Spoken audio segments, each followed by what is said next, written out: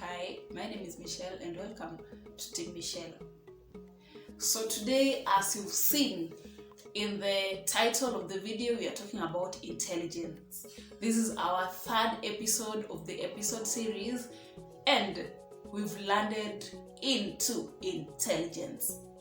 So most probably you've heard about the IQ test, the intelligence quotient test, which generally or basically test on the aptitude or abilities of a person.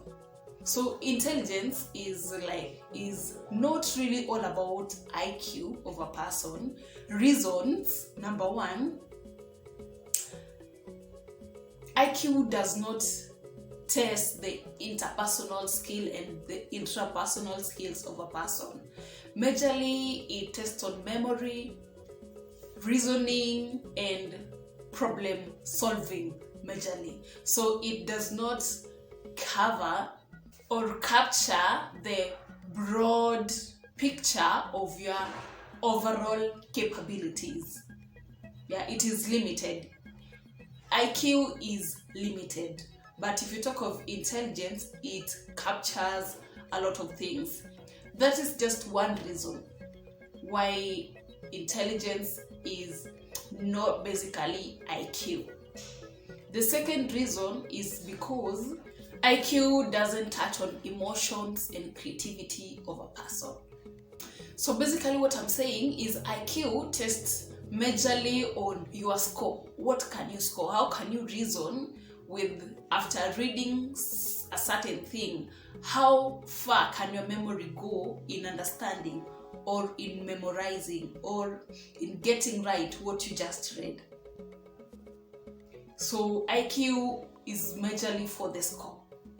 What is the percentage score you had in such a subject, unit, or that thing that you are reading on?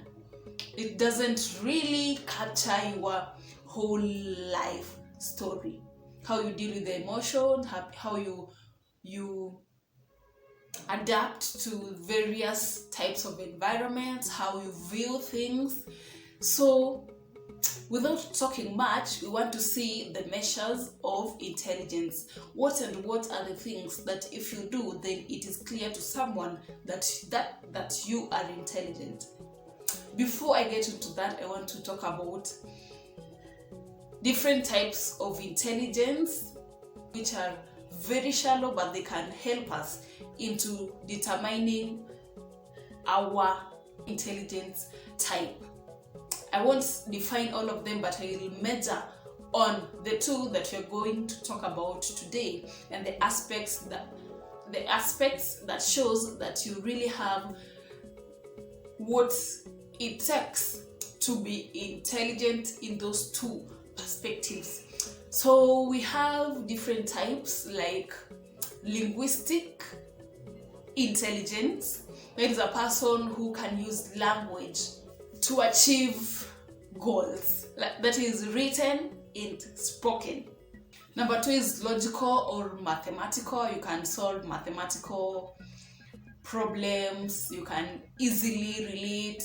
The other is spatial, the other is musical, the other is naturalist, the other is interpersonal and intrapersonal. So today we are going to measure on intrapersonal and interpersonal because those are the two that help us thrive in the environment in which we live. A shallow definition: intrapersonal intelligence is how well you know yourself. It is the ability of a person to reflect and understand themselves. So if you are intelligent intrapersonally, then you are able to know your abilities, you are able to know your fears, you are able to know your strengths, what motivates you, and your feelings at different points of life. So about interpersonal intelligence, it is the intelligence that makes us adapt to the environment in which allow us to understand our environment, what people feel, their intentions and their desires, which help bring a peaceful coexistence between us and the people who live around us, which is very important because we can't live alone. We are not islands or something that we can say that we don't need any other person around us to keep us going, to motivate us, to encourage us, to help us evaluate ourselves if we are moving or if we are not moving. So majorly we'll concentrate on those two aspects of intelligence. So what are the measures of intrapersonal and interpersonal intelligence? Let's get straight into the video. So number one measure of intelligence is empathy. Someone somewhere can as well define empathy or stroke empathy with emotional intelligence. You are able to feel what the other person feels.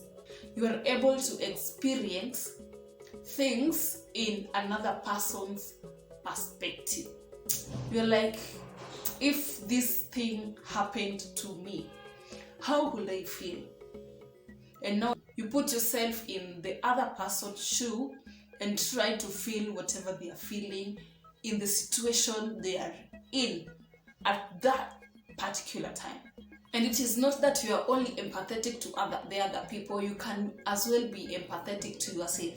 You are able to recognize your emotions and feelings at a particular time and express them in a healthy and productive manner.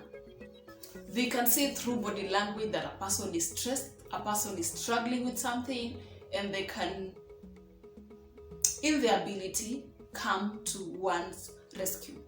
And to know when a person has empathy, they are really accommodative, they are considerate, they are helpful and resourceful, majorly in a work environment or in a family.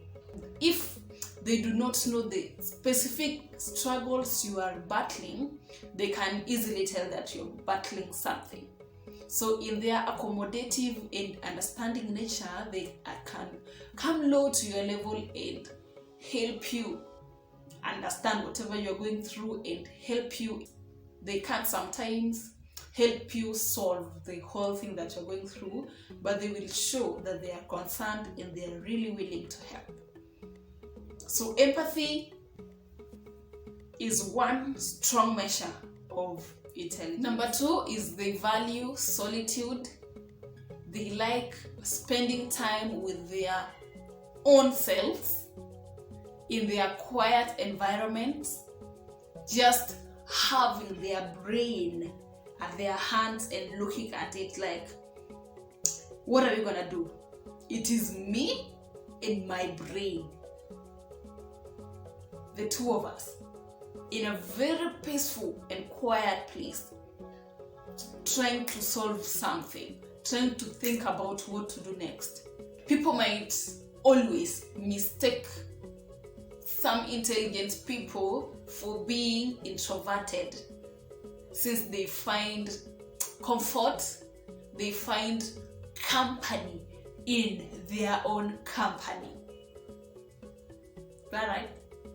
And some might mistake this for intelligent people dislike others, which is not true, because that is how they are naturally. In general, they really have few friends, but it is true, and you will agree with me that both intelligence and introversion involves you spending time with your own head, trying to solve your own issues, brainstorm new ideas, or even reflect on past experiences. Yeah, so because they go hand in hand, people might mistake them, which is not an offense because many a times it is very true. So the more time you take socializing, the less time you spend with yourself and your brain, thinking and pursuing your own interests and projects. This measure is not trying to do away with friendships and socialization, but as long as you have time for yourself, your personal time, your you time, then you're good to go. because it is only when you involve your brain that you are productive in your own space. Number 3 is curiosity. Like, intelligent people tend to be curious all the time. They want to know more. They ask questions, they read a lot, they are up doing their research in their laptops, in their phones. Like, simple explanations do not satisfy these people. And they do not just ask questions, they really ask thoughtful questions that get into the heart of an issue. Like, they really want to dig deep into whatever they want to know. Their questions are really constructive, and they can't just be answered by anyone. It is really difficult for them to accept an answer like, that's just how it is. That is not an answer to them. They'll go deep, dig deep, do more research, and in that way they continue learning and they continue being more intelligent even without them knowing that kumbe I carry this much knowledge in my head. Yeah, through the research that they do when they are not satisfied with a certain answer towards a certain question of theirs. So they tend to be stubborn in terms of asking questions a lot. But they are not just questions, because it is not any question that determines intelligence in a person. They are very thought through questions, and they can lead to very important discussions. So if you notice such a trait in a person, then it is clear that they are intelligent. Number 4 is they observe and remember. Yeah, because you can't be intelligent if you forget everything. I told you my name yesterday, today you don't know me. You don't even recognize my face. It can also be as simple as just observing your environment. You know that is there, that is there, that is there, so that, like, even in your house, when the lights go off abruptly, you can find your way to the torch. Yeah, you know the table is here, the chair is here, and so I can maneuver my way through here and get it, because you saw it, you've been seeing it, and so you remember it. That is a simple example of someone who portrays intelligence. Number 5 is they can easily handle challenges that comes their way in life, that life throws at them. This comes majorly with them understanding who they are, their abilities, and they really tend to think a lot. And it is also pegged on the point that they are curious. So they'll research on this challenge. Who and who else have gone through this, and how did they jump through it? Yeah, so in such a trait, someone can not just get stuck, that I'm stuck, I have totally nothing to do about this issue that has come on me. This trait comes with adaptability. They quickly adapt into the environment in which because it is not always that you'll stay in one place. You will change your job, you will change your county, you will change where you live. So these people quickly adjust to changing events and new situations or new circumstances. So this one also comes hand in hand with the resilience, which is the ability to recover from adversities. And sometimes you just stumble into things that you really didn't see them coming in the first place. You are not expecting them, but because you are intelligent and resilient, you find yourself easily bouncing back because you have the spirit of I keep on trying. You have the spirit of adversity. You are really adaptable. You adapt easily into the changing environment and events. Yeah, those are the 5 major measures of intelligence. The list might be long because studies also contradict themselves.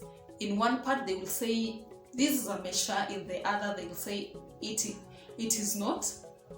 Yeah, so there are others that I came across as I was doing my research is intelligent people tend to have pets. Some people have cats, some people dogs. The other one is they mostly talk to themselves, they address themselves. And the other one is they tend to worry a lot about things because of how thoughtful they are. Yeah, so those are some of the other things that attribute to intelligence. So what do you think about this whole topic? Did you enjoy? Did you learn something? If you did, kindly give it a thumbs up.